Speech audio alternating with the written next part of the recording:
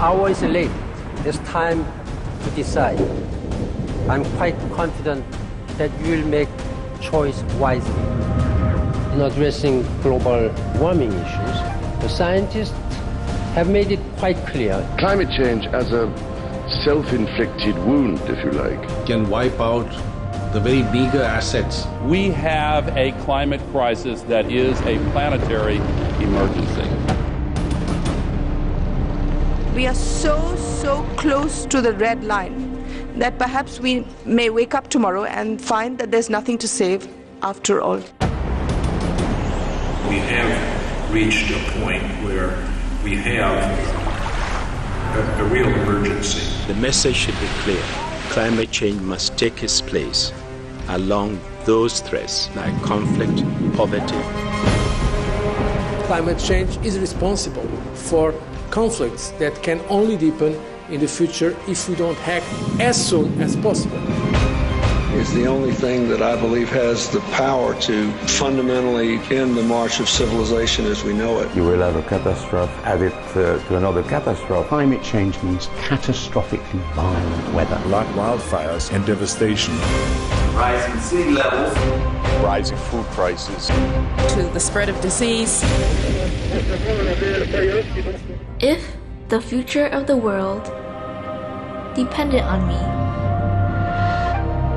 what would I do?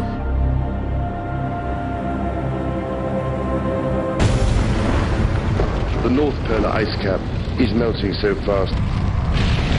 But what seems to me to be important is that some of the effects we are witnessing now are happening twice as fast as scientists were predicting just 5 years ago. A report issued earlier this year by the UN Intergovernmental Panel on Climate Change concluded both that global temperatures are rising, that this is caused largely by human activities. And if you look at the fourth assessment report of the IPCC, we've assessed several stabilization scenarios. In 2010, there could already be as many as 50 million environmentally displaced persons due to climate change, desertification, and deforestation. Experts tell us that the situation underlying the crisis is not a temporary one. And it's getting more and more difficult every day. And there's no guarantee that human civilization can survive.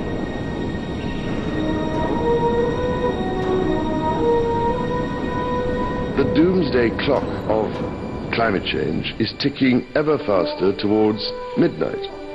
We are simply not reacting quickly enough. Do we need to move faster to answer the question? Yes, we do, because we have less time than we thought we had. So climate change is obviously going to have a major negative impact. The scale and the pace of environmental change at the beginning of the 21st century are a serious wake-up call to us as human beings on this planet. We know without a doubt that global warming is a reality, and the question today is not is it happening and not is it bad, but what are we going to do about it? We are all part of the problem of global warming.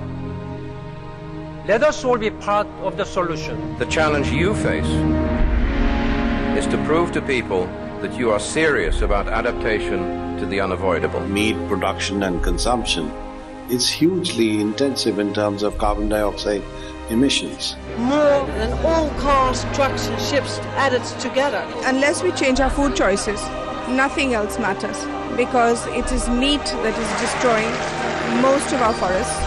It's meat that pollutes the waters. It is meat that is creating disease, which leads to all our money being diverted to hospitals. So it's the first choice for anybody who wants to save the earth. The food we eat and how it's grown and the kind of food we eat matters a lot. Everything comes with an environmental price. Beef production in particular. We consume far too much meat in this world. Because there's where the climate problem is, our meat consumption. Something that's harmful even for human health. 我们今天要减少二氧化碳的排放啊。我们素食的方式绝对是非常有效的一个方式。 I do eat a lot of vegetarian meals. I think that's something we can all do. That's one of the easiest ways.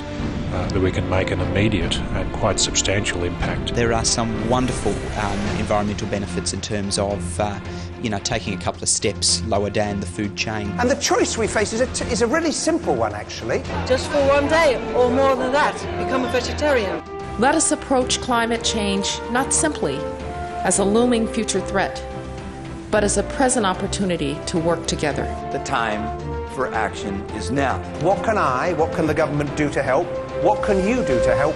How can we do this together? And it's about what we do from this point on and this point forward. Individuals can take action. We have to try our part. And as individuals, through the choices we make, the purchases we make. If we once understand this and take the necessary actions, then we actually have a much better situation. Then if you eat less meat, you will be healthier and so would the planet. Then there's some kind of realization of individual responsibility to take care of this planet. Our generation has inherited an incredibly beautiful world, and it's really in our hands whether our children inherit the same world. That is our duty, so that our children can have a decent quality of life on this planet. We cannot be anything less than courageous and revolutionary in our approach to tackling climate change. It's a win-win situation if you eat less meat. Living in harmony with the natural world is the only way for the future. 9 billion people, one planet, one chance to get it right. Go veg, be green, and save our planet.